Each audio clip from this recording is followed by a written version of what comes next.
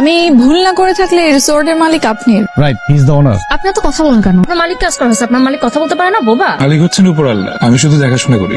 সবকিছু মালিক তো আল্লাহই হয়, আপনি তো উছিলা। কেউ ছিলাম আমি না, আমি শুধু আপনাদের সেবা করার চেষ্টা করছি। আর সেবার কোনো ত্রুটি হবে না, সেবার মান উন্নয়নের জন্য আমরা সর্বদা প্রস্তুত।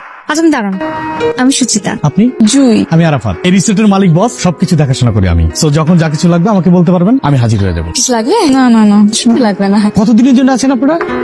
আচ্ছা নো প্রবলেম। এখানে একদিনের জন্য কেউ আসলে 7 দিন থেকে যায়, কারণ এটা নীলিমের রিসোর্ট। কই গেল রে ছেলেটা? বাদ দে না। এক্সকিউজ মি ম্যাম, কারো পারমিশন ছাড়া ক্যামেরার সাবজেক্ট করাটা এটা ডেফিনেটলি ক্রাইম। আপনি প্লিজ, আপনি যেগুলো ক্যাপচার করছেন একটু দেখান। এখানে কোনো আপত্তিকর কিছু থাকলে অন দ্য স্পটে। আমি এক্সট্রিমলি সরি, আমি না আসলে এত কিছু চিন্তা ভাবনা করে ছবিগুলো তুলে নিয়ে আপনাকে জাস্ট দেখছিলাম, র্যান্ডম মাথায় আসলে তাই ছবি তুলে ফেললাম। আপনি ছবিগুলো স্যারকে দেখান না। এইটা কোনো ছবি? আমি তো ফুল ডিফোকাস, আমাকে দেখাই যাচ্ছে না। আমি তো আপনার ছবি তুলে নাই। নাইস। এই ছবিগুলো আপনি মোবাইলে নিয়ে আমাকে একটু অ্যাড্রপ করুন প্লিজ। হ্যাঁ হ্যাঁ শিওর, বাট আমার তো আইফোন নাই। আপনার হোয়াটসঅ্যাপ নাম্বারটা যদি একটু দিতেন তাহলে ছবিগুলো ডকুমেন্ট করে পাঠিয়ে দিই।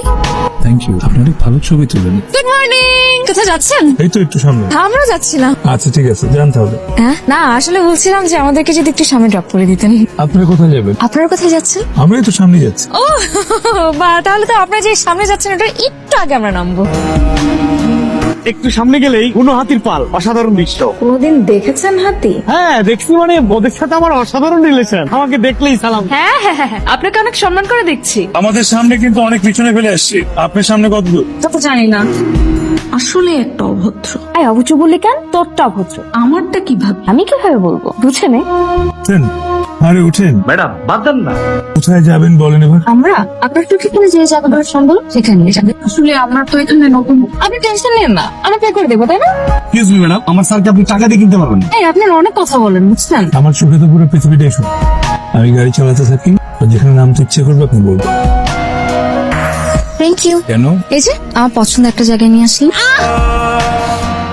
আরে আপনি? হাই। ঠিক আছেন আপনি? ও একটু ব্যথা আছে। এটা আপনার জন্য। এগুলো কি? ফ্লাস্কে আদা আর গরম পানি আছে, যেটা খেলে আপনার পা ফুলে যাওয়ার সম্ভাবনা থাকবে না। আদা হচ্ছে প্রাকৃতিক প্রধানাশক। আর পেঁপেটাও খাবেন, কিন্তু এটা তো অ্যান্টি ইনফ্লেমেটরি ক্যারেক্টারিস্টিক্স আছে, যেটা ওই যে আপনার পার জয়েন্টে যদি কোনো ব্যথা থাকে সেটা কমাতে সাহায্য করে। আপনি ডক্টর? না। শুনুন, গুড ইভিনিং। আপনার পায়ের কি অবস্থা? একদম পারফেক্ট। ওরে ব্যথা।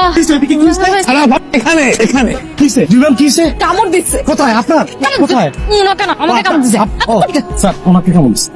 কি হয়েছে? কামড় দিচ্ছে। কি কামড় দিছে? কি কামড় দিচ্ছে আসলে? কিছু একটা কামড় দিয়েছে, কিছু একটা কামড় দিচ্ছে, কামড় দিচ্ছে আমাকে। কিছু একটা। সে কিছু একটা কি, সেটা যদি না জানি চিকিৎসা করা যাবে না। আপনি বেশি কথা বলেন, সারাক্ষণ খালি পক পক করতেছে। আপনাদের রিসোর্টের মধ্যে এত বড় বড় মশা, এগুলো তো আপনার চোখে পড়বে না। সারাক্ষণ খালি আজের কথা। আপনি জানেন না এই মশার জন্য না আমি আরেকটুর জন্য মরে যেতে নিচ্ছিলাম।